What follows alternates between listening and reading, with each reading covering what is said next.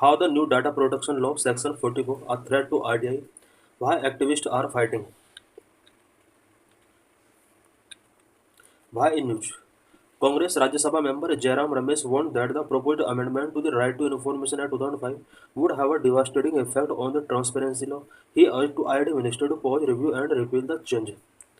Congress Rajya Sabha member Jairam Ramesh ने ITI act 2005 के अंदर अमेंडमेंट से रिलेटेड जो प्रोविजन किए गए हैं उनके अगेंस्ट कुछ वार्निंग यहाँ पर गिवन किया है। और उन्होंने ये जो अमेंडमेंट किए गए हैं आरटीआई एक्ट 2005 के अंदर अ, इन अमेंडमेंट को आरटीआई की ट्रांसपेरेंसी पर एक अटैक बताया है। इन्होंने आईटी मिनिस्टर से इन अमेंडमेंट को पॉज करने के लिए, रिव्यू करने के लिए एंड रिपील करने के लिए अर्ज किया है।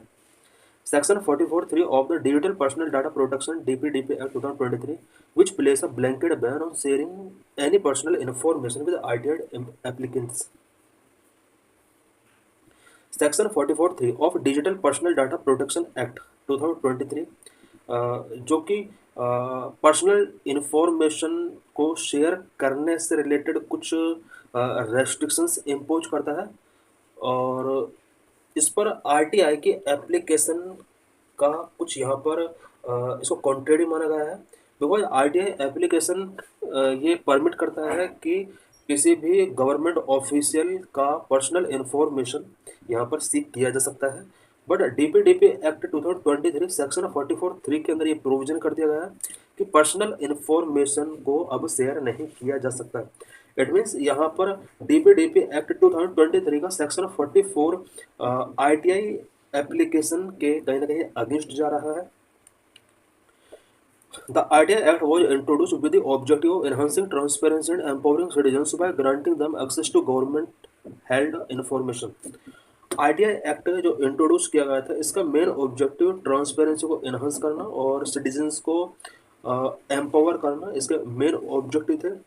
इसके लिए गवर्नमेंट हेल्ड इंफॉर्मेशन तक सिटीजन्स को एक्सेस का पावर दिया गया। It was pursued as an instrument to uphold democratic principles by ensuring accountability and reducing corruption. RTI को एक डेमोक्रेटिक प्रिंसिपल को अपहेल्ड करने का एक इंस्ट्रूमेंट के तौर पर परसीव किया गया था, बिकॉज इसके थ्रू अकाउंटेबिलिटी इंश्योर की जा सकती है और करप्शन रिड्यूस किया जा सकता है। However, despite its initial promise, the act has facing numerous challenges which diminished its impact. ITI के इनिशियल प्रोमिस के तौर पर ये जो एक्ट है ये न्यूमेरस चैलेंजेस इस टाइम फेस कर रहा है। इनमें इनिशियली बहुत सारे प्रोमिस किए गए थे इस आईटीआई एक्ट के थ्रू कि ये अकाउंटेबिलिटी इंश्योर करेगा एंड करप्शन को रिड्यूस करेगा। बट आज RTI act numerous challenges face कर रहा है जिसकी वजह से इसकी जो इम्पैक्ट है, इसका जो इम्पैक्ट है वो कहीं ना कहीं डिमिनिश हो रहा है। Therefore, it is very important to examine the trajectory of the RTA Act, the various systematic issues that have weakened its implementation, and the legal interpretations that have further restricted citizens' access to information. ये बहुत ही important हो जाता है कि RTI का जो trajectory है उसको एग्जामिन किया जाए, साथ ही इसके इम्प्लीमेंटेशन को वीक करने वाले जितने भी इश्यूज हैं, वेरियस सिस्टमेटिक इश्यूज हैं, उसको भी बेटर तरीके से एग्जामिन किया जाए एंड सिटीजन्स की इंफॉर्मेशन एक्सेस को रेस्ट्रिक्ट करने वाले जितने भी लूप होल्स हैं उनको लीगल इंटरप्रिटेशन उनको बहुत ही जरूरी है। What were initial promise of IDI Act? IDI Act के initial promise क्या कहते हैं? Initially, IDI Act was seen as a landmark piece of legislation that recognized citizens as the true rulers of the nation. Initially, IDI Act को एक legislation के landmark piece के तौर पर देखा गया जो कि citizens को नेशन का ट्रू रूलर के तौर पर रिकॉग्नाइज करता है। By giving a fundamental right to information, IDI Act provided an effective tool for public oversight, which allowed people to monitor the functioning of the government. Information का fundamental right people को ITI के अंदर given किया गया है। ITI public oversight के लिए एक इफेक्टिव टूल के तौर पर वर्क करता है और पीपल को ये गवर्नमेंट की फंक्शनिंग को मॉनिटर करने की पावर गिवन करता है। This empowerment to public was expected to curb corruption and arbitrariness, and it would lead to a more transparent and accountable administration.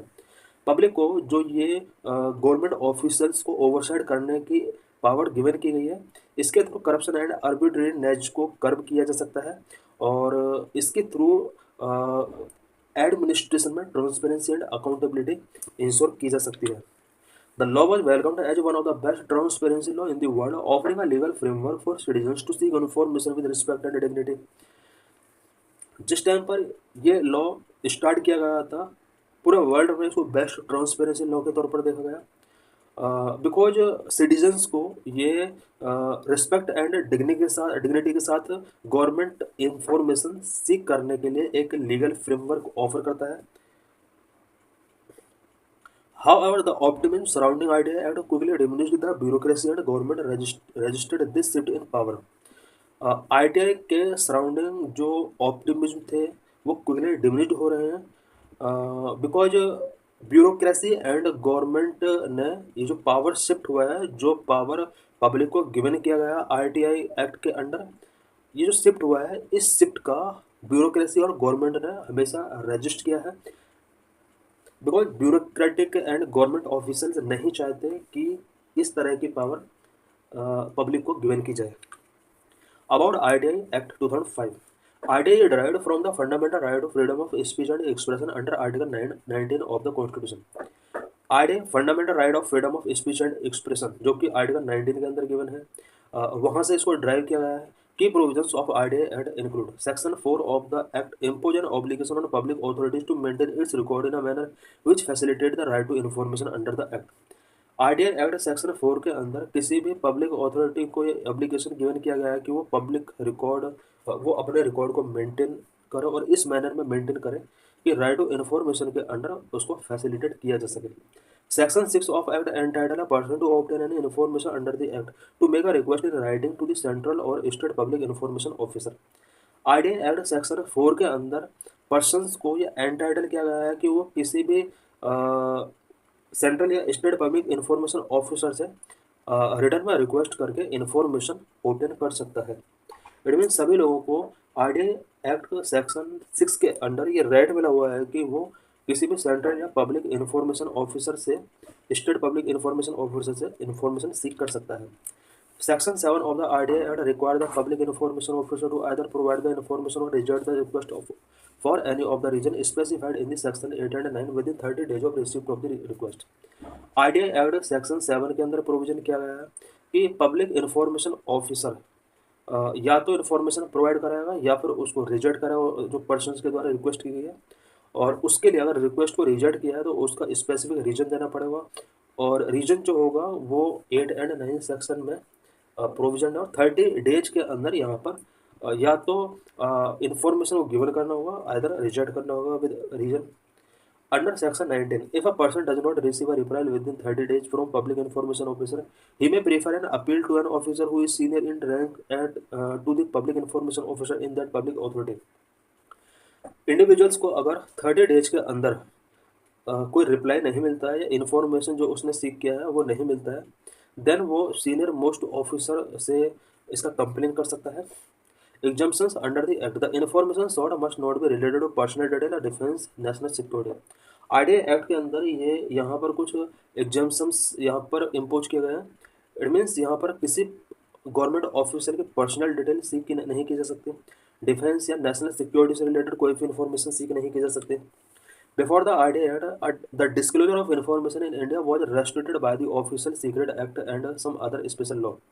ITI से पहले इंडिया में इन्फॉर्मेशन का डिस्क्लोजर रेस्ट्रिक्ट किया गया था, स्पेशली ऑफिशियल सीक्रेट एक्ट के under, और कुछ अदर स्पेशल लॉ भी बने हुए थे जहाँ पर इन्फॉर्मेशन को डिस्क्लोज नहीं किया जा सकता था। The ITI Act related many such law in country के अंदर इस टाइप के लॉ को अब ITI एक्ट ने रिलैक्स किया है। Who is covered under the ITI Act? ITI act के अंदर क्या क्या कवर किया गया है, यानी किस किस के अगेंस्ट ITI फाइल किया जा सकता है। The ITI Act 2005 applies to the whole of India, whole of India में इसको अप्लाई किया सकता है। All bodies which are constituted under the constitution और अंडर एनी लॉ और any government notification, all bodies जो कि कॉन्स्टिट्यूशन के द्वारा कॉन्स्टिट्यूट की गई हैं या फिर किसी लॉ के अंडर या गवर्नमेंट नोटिफिकेशन के अंदर इस्टेब्लिश की गई हैं।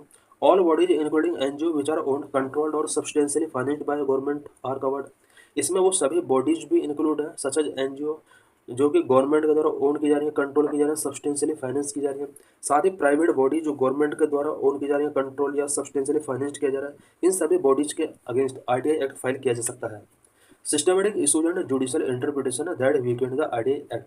आरटीआई एक्ट को वीक करने वाले कुछ जुडिशियल इंटरप्रिटेशंस भी हमने पास्ट में देखे हैं, और कुछ सिस्टमेटिक प्रॉब्लम्स हैं जो कि आरटीआई को वीकन कर रहे हो। कौन कौन से सिस्टमेटिक प्रॉब्लम्स हैं? Number one, bureaucratic resistance and systemic halogen. One of the earliest challenges to the RDI Act was the reluctance of government officials to quit control over information. सबसे पहला आरटीआई एक्ट के against जो challenge है वो government officers का right to information के तहत जो पीपल को या इंडिविजुअल्स को पावर दी गई है, उस पावर को क्विट ना करना है। इट मीन्स गवर्नमेंट ऑफिसर्स अभी भी उस पावर को क्विट नहीं करना चाहते हैं जो पब्लिक को आरटीआई के थ्रू दी गई है।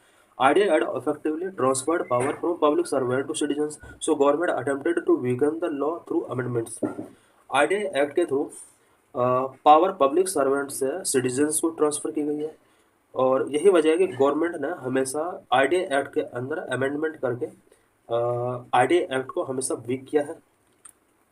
Most of the commissioners appointed were retired bureaucrats, many of whom view the position as post-retirement sinecures rather than opportunity to uphold transparency. ज़्यादातर कमिश्नर जो होते हैं आरटीआई के अंडर वो रिटायर्ड ब्यूरोक्रेट्स इसमें कमिश्नर्स होते हैं, और जो कि पोस्ट रिटायरमेंट सिनेक्योर्स के तौर पर इन्हें पोजीशन किया गया है। Their reluctance to impose penalties for non compliance weakened the act. RTI act के अंदर नॉन कंप्लायंस के लिए किसी टाइप का यहाँ पर पेनल्टी इम्पोज नहीं किया जाता है, अभी तक ऐसा किया नहीं गया है। Delay in appointing commissioners lead to massive backlog, make RTI ineffective. Commissioners का जो अपॉइंटिंग किया जाता है आरटीआई के अंडर वो काफ़ी डिले किया जाता है, और आरटीआई का इसकी वजह से कहीं ना कहीं इसमें इसका इनइफेक्टिव हुआ है। The mandated 30-day period for providing information was often not adhere to. RTI act के अंदर प्रोविजन किया गया है कि 30 डेज के अंदर इन्फॉर्मेशन प्रोवाइड करना होगा, बट 30 डेज के अंदर इन्फॉर्मेशन प्रोवाइड नहीं किया जा रहा है। Judicial interpretations restricting RTI. कुछ जुडिशियल इंटरप्रिटेशंस ने भी आरटीआई को रेस्ट्रिक्ट किया है।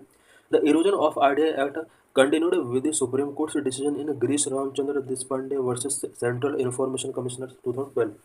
2012 का Girish Ramchandra Deshpande versus central information commission पर सुप्रीम कोर्ट का डिसीजन आया था। इस डिसीजन में आरटीआई एक्ट को कहीं ना कहीं इरोजन करने का वर्क किया गया है।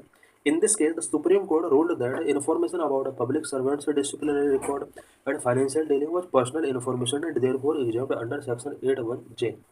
सुप्रीम कोर्ट ने इसमें रूल गिवन किया कि किसी भी पब्लिक सर्वेंट की डिसिप्लिनरी रिकॉर्ड या फिर फाइनेंशियल डीलिंग से रिलेटेड अगर इन्फॉर्मेशन है वो पर्सनल इन्फॉर्मेशन में आएगी। इट मीन्स पब्लिक सर्वेंट के डिसिप्लिनरी रिकॉर्ड और फाइनेंशियल डीलिंग से रिलेटेड इन्फॉर्मेशन को यहाँ पर सुप्रीम कोर्ट ने पर्सनल इन्फॉर्मेशन बताया, और इस वजह से सेक्शन 8(1)(j के अंडर इसको एग्जेम्प्ट किया गया है। इससे कहीं ना कहीं आरटीआई एक्ट का के थ्रू जो पावर गिवन किया गया था सिटीजन्स के लिए वो कहीं ना कहीं कम हो रहा है।